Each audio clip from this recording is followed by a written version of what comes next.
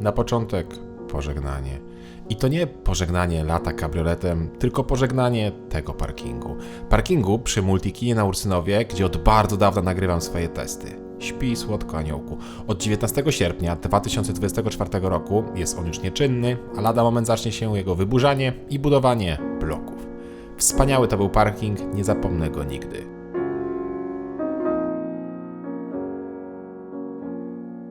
A teraz zapraszam na test. Cześć! Bartek Urban, zapraszam do testu Mercedesa CLE.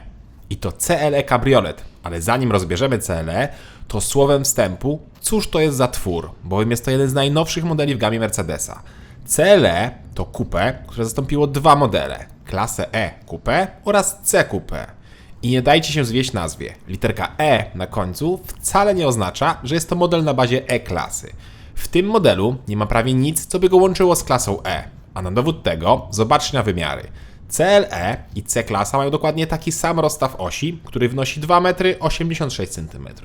CLE jest dłuższy, bo ma większe zwisy i jego długość to 4,85 m, szerokość 1,86 m, a wysokość to 1,42 m.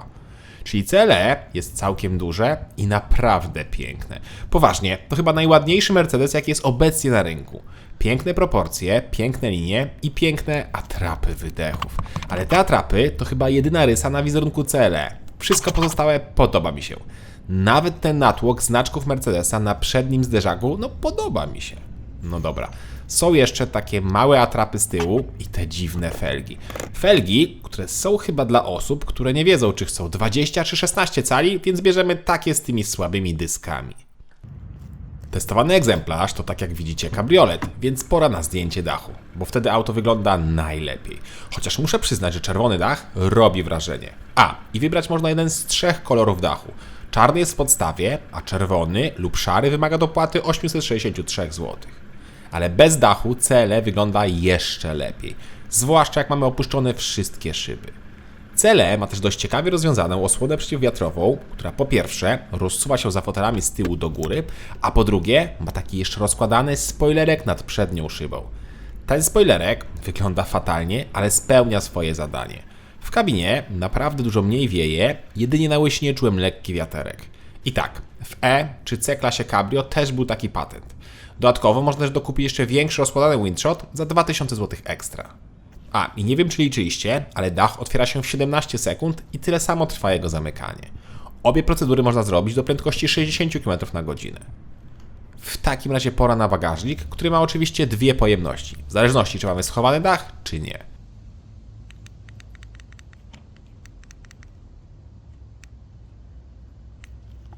Zresztą, jest też przycisk do otwierania tego schowka na dach. I jak mamy dach schowany w bagażniku, to wtedy pojemność kufra to 295 litrów, ale jak dachu tutaj nie ma, to jest to 385 litrów. Wiadomo, że szału nie ma, ale pamiętajcie, że jest to kabriolet. Niestety, elektrycznej klapy bagażnika nie ma, tak samo jak czasami nie działa mi otwieranie z kluczyka bagażnika, bo normalnie powinien się otworzyć, to znaczy powinien się bagażnik wyskoczyć na tych siłownikach. Ale jak widzieliście na filmie, nie zawsze to działa.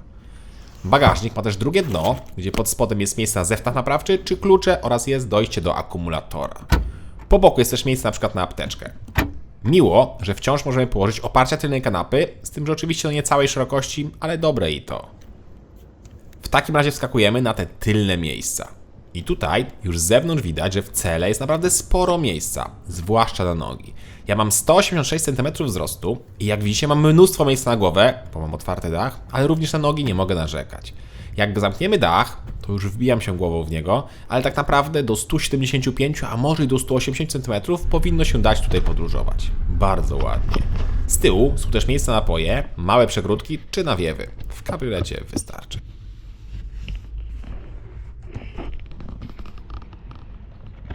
Pora więc usiąść z przodu. Tutaj w opcji fotele mogą mieć taki powietrzny szalik, czyli dyszę na wysokości karku, która będzie nas ogrzewała, żeby nas nie przewiało. Niestety jeździłem tylko w bardzo duże upały, więc nie przetestowałem tego szalika. Przetestowałem za to pozycję za kierownicą i już jak tam siedzimy, to jest bardzo wygodnie. Fotel jest naprawdę komfortowy i w opcji może mieć podgrzewanie, a także i wentylację. Tego drugiego używałem cały czas. Jest też podajnik do pasów, który mocno ułatwia zapinanie się. Klasycznie, jak to w każdym coupé, drzwi są bardzo długie, więc na parkingach trzeba uważać albo wysiadać górą. Kolejny znak, że CLE jest oparte na C-klasie, to deska rozdzielcza, która jest niemal identyczna jak w klasie C. Niemal, bowiem jeden z takich wyróżników, który też jest na przykład w Mercedesie SL, to ekran, który może zmienić kąt nachylenia, dzięki czemu lepiej na nim widzimy w słoneczne dni. Tu muszę też pochwalić Mercedesa, bo system działa naprawdę świetnie. Naprawdę bardzo szybko, bardzo płynnie, zero przycisk, no tak powinien działać każdy system. Oczywiście jest też obsługa głosowa, hej Mercedes, chociaż ja to uważam za zbędny bajer. Hej Mercedes, Tak, proszę. otwórz dach. Przykro mi, ale ten samochód nie ma okna dachowego. Hej Mercedes, Czy możesz to powtórzyć? hej Mercedes. Hej Mercedes, Słucham. rozłóż dach. Przykro mi, ale ten samochód nie ma okna dachowego. Tak, nie da się głosowo otworzyć dachu, to ze względu bezpieczeństwa robimy tylko z przycisku. Cieszę się też, że jest jeden przycisk do otwierania wszystkich okien. Źle za to, że na ekranie sterujemy też klimatyzacją, wolałbym fizyczne przyciski. Hej Mercedes, Tak, proszę. otwórz wszystkie okna. Otwieram okna. Tak samo źle wyglądają te wielkie połacie Piano Black. Ale co ciekawe, za jedyne, znowu 863 zł, możemy wymienić ten beznadziejnie rysujący się, palcujący, odbijający światło materiał na coś nieco lepszego. Sprawdźmy więc, czy materiały i spasowanie są nieco lepsze.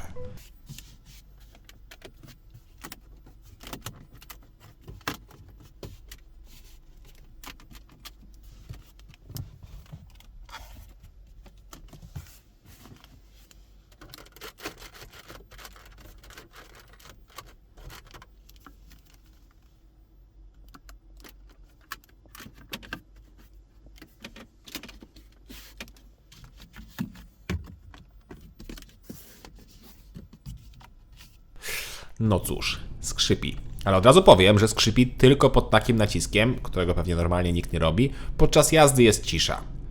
Choć i tak uważam, że takie spasowanie, chociażby tego elementu przy dachu, jest karygodne i tak nie powinno być w klasie premium. To, co również mocno denerwuje, to obsługa z kierownicy za pomocą tych super czułych małych gładzików. Naprawdę, jest to wszystko zbyt małe i zbyt czułe i doprowadza mnie to często do szału. Nawet taka prosta rzecz jak skasowanie spalania wymaga kilkukrotnego kliknięcia tego samego, bo nie udaje się to za pierwszym razem. To jest słabe. Fajne za to są zegary cyfrowe, które mają bardzo dużo różnych motywów oraz potrafią wyświetlać wiele wskazań. Pozwolicie, że lekko przyspieszę film z tymi widokami.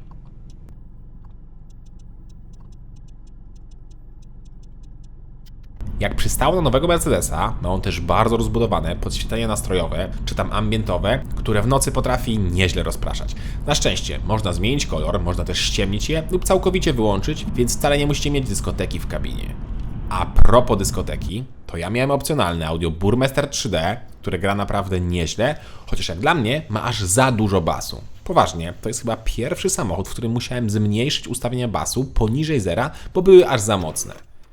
To w takim razie pora na schowki, a potem zaglądamy pod maskę.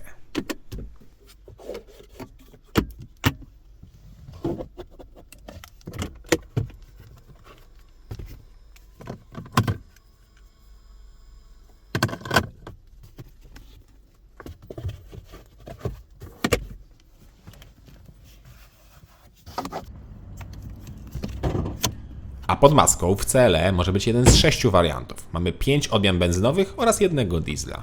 Diesel to 2-litrowa rzędowa czwórka turbo o mocy 197 koni, która jest połączona z miękką hybrydą o mocy 23 koni. Chociaż akurat moim zdaniem połączenie diesel i kabriolet nie jest najfajniejsze, moim zdaniem powinna tutaj pracować benzyna. I pozostałe 5 wersji takie właśnie są, czyli benzynowe. Mamy dwie odmiany z 3-litrową 6-cylindrówką o mocy 381 lub 449 koni, czyli CL 450 lub CL 53 MG i obie również są wspomagane tą samą miękką hybrydą o mocy 23 koni.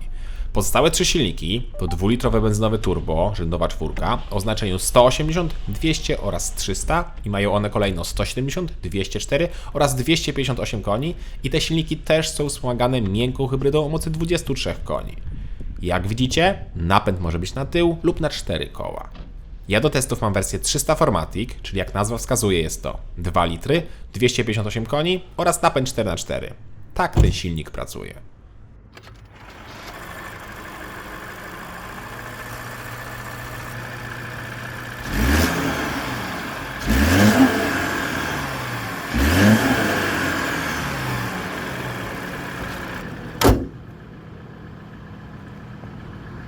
Zwykła czterocylindrówka, która podczas jazdy daje się poznać głośniejszą, ale bardzo przyjemną pracą turbiny.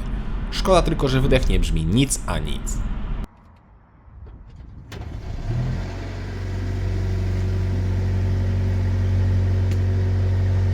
W kabinie za to w trybie sport jest podbijany z głośników. Znowu znak czasów, czyli atrapy wydechów i dźwięk z głośników. Smutne to trochę. Na szczęście ten dźwięk z głośników jest bardzo mało wyczuwalny.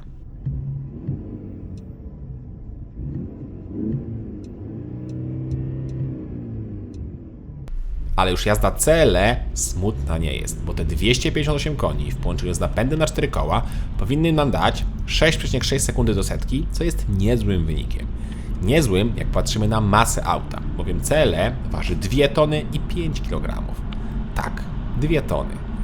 I ładowność jest taka, że jak wejdzie 4 dużych chłopa, to możecie przekroczyć DMC, więc trzeba uważać. Nie bawmy się jednak w ITD, tylko sprawdźmy przyspieszenie.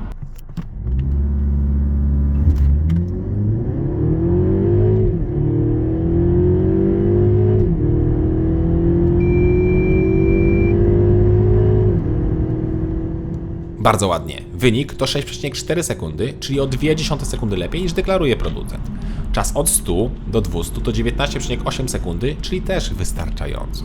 Zmierzyłem też auto w najwolniejszym trybie Eco i bez pompowania z hamulca i wynik to 6,9 sekundy, czyli również bardzo ładnie.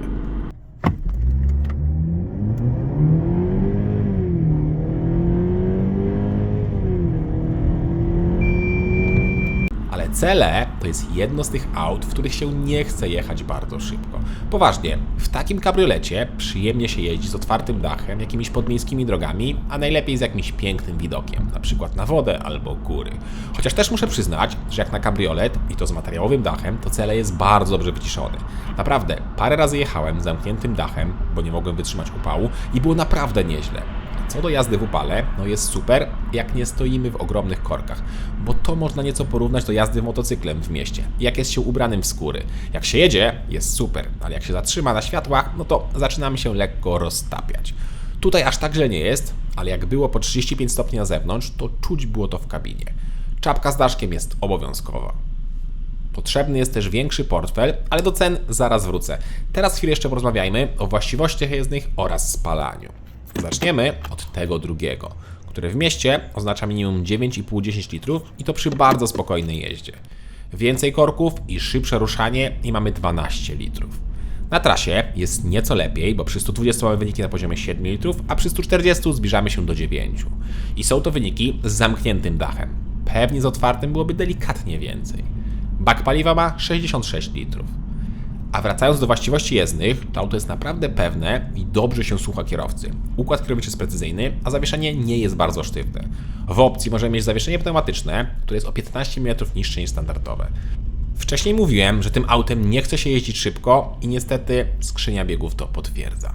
W każdym CLE pracuje 9-biegowy automat, który niestety jest wolny. Wolny nawet w trybie sportowym i redukcja czasami trwa i 2 sekundy. Zresztą, zobaczcie sami.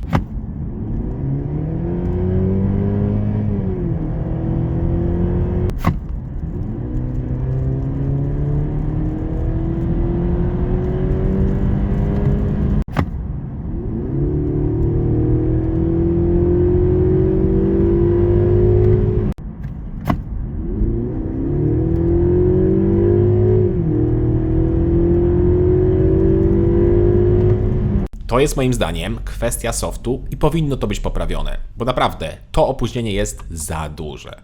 No i teraz możemy pogadać o pieniądzach. Podstawowe CLE 180, czyli 2 litry benzyna 170 koni, kosztuje minimum 277 tysięcy złotych. Za testowaną odmianę 300, czyli też 2 litry, ale już 258 koni, trzeba zapłacić 335 tysięcy złotych w podstawie. W podstawie, bowiem testowany egzemplarz to już 413 tysięcy złotych. No jest drogo.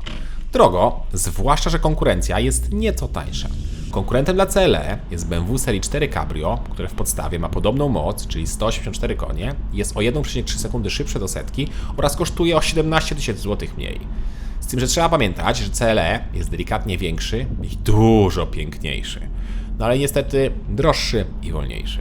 Ale mimo wszystko uważam, że Mercedes CLE to naprawdę bardzo ciekawa propozycja i bardzo dobry Mercedes. Jest piękny, jest wygodny, jest szpanerski, ale nie wyzywający. To jest taki elegancki szpan. Podoba mi się. Cześć!